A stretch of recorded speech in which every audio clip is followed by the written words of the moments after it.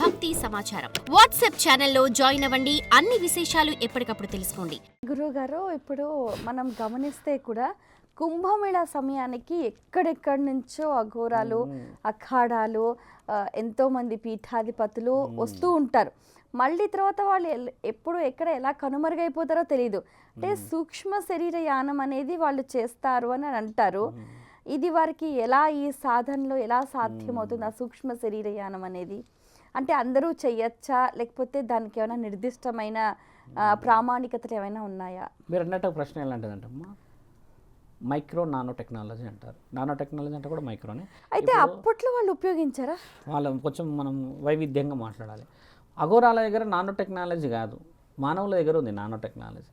వాళ్ళ దగ్గర మీ యొక్క ఈ సూక్ష్మం అంటే ఈ కంటి చూపు ఉంది కదమ్మా, దాన్ని మాయాజాలంతో ఆపే శక్తి ఉంది వాళ్ళకి, ఇప్పటికీ ఉంది. అందుకని మీరు 1 కిలోమీటర్ తర్వాత చూడలేరు వాళ్ళని. ఇక్కడ అఘోరాలు మాయ చేయట్లేరు, మిమ్మల్ని మీ కంటి చూపుని మాయ చేస్తున్నారు. బాగా గమనించండి. ఈ మధ్య కూడా నాకు కొంతమంది ఫోన్ చేసి అన్నారు, అంత డీటెయిల్డ్ ఆన్సర్స్ ఇవ్వకండి అని చెప్పారు. కానీ నేను తెలవాలని చెప్తున్నా. ఎందుకంటే అమ్మా 1 కిలోమీటర్ తర్వాత నువ్వు భూతద్దం పెడితే కనబడతారు వాళ్ళు.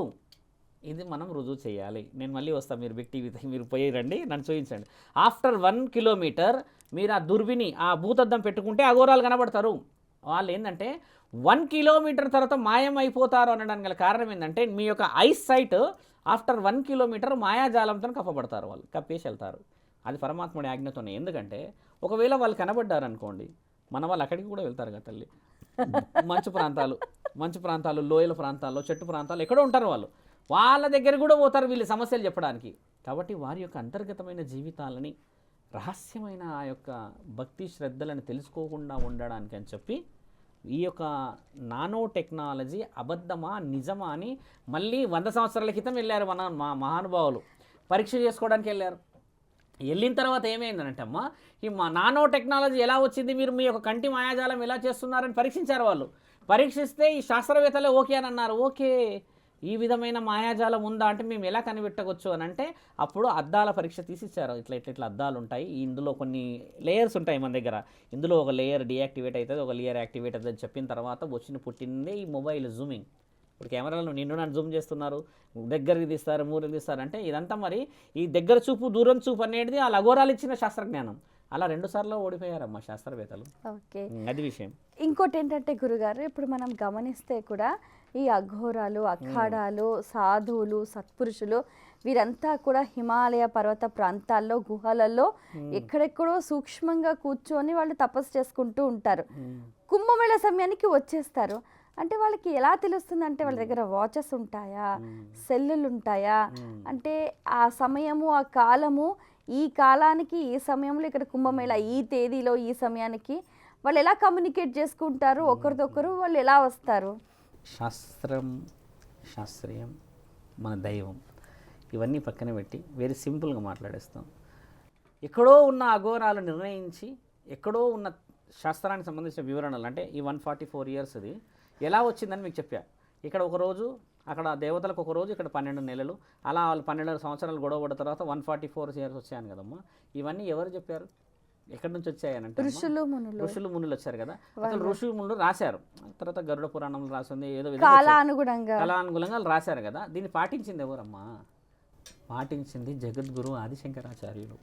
ఆ జగద్గురు ఆదిశంకరాచార్యులు అఘోరాలకి గురువు. ఆ అఘోరాలకి గురువు ఎలా అయ్యాడు ఈయన? జగద్గురు ఆదిశంకరాచార్యులు. బాగా గమనించాల్సిన విషయం ఇది. జగద్గురు ఆదిశంకరాచార్యుల యొక్క అనుసంధానమైన పూజలే జరుగుతాయి అక్కడ. ఇప్పుడు రేపటి రోజు ఆయననే ఫస్ట్ పూజ చేసేది కూడా. ఆయన ఎందుకు చేస్తారు స్వామి అని అంటే, అఘోరాలు ఎక్కడైతే దత్తాత్రేయుడు ఉన్నాడో ఆయన చెప్పాడు, హరహర మహాదేవని తలలు తీసేయాలి, ఎవరన్నా న్యాయం అధర్మం గురించి అని చెప్పి, ధర్మం గురించి ఎవరన్నా ఎక్కువ మాట్లాడితే ఆడపిల్లల దగ్గరకు వస్తే అని చెప్తే ఆయన వాళ్ళ తలలు తీసే డ్యూటీలో ఉండే. అప్పుడు they are protector to the universe, అంటే మన దేశ రక్షణలో సరిహద్దుల్లో ఉండేవాళ్ళు.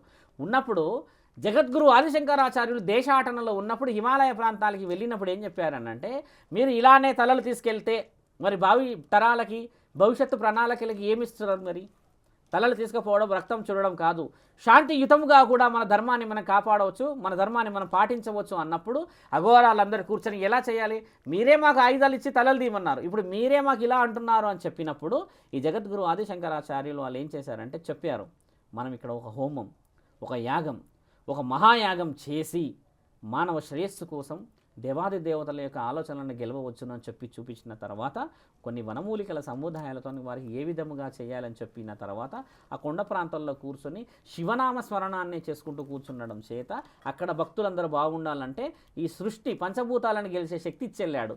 అలా వచ్చిన తర్వాత ఏ విధంగా వచ్చిందంటే మరి ఆయన మహానీయుడు జగద్గురు ఆదిశంకరాచార్యులు మా గురువు గారే అని అనుకోని ఎవరైతే ఉన్నారమ్మా దత్తాత్రేయుడు ఈయన గారు మా గురువే అని చెప్పేసి అఘోరాలందరూ పాటించారు.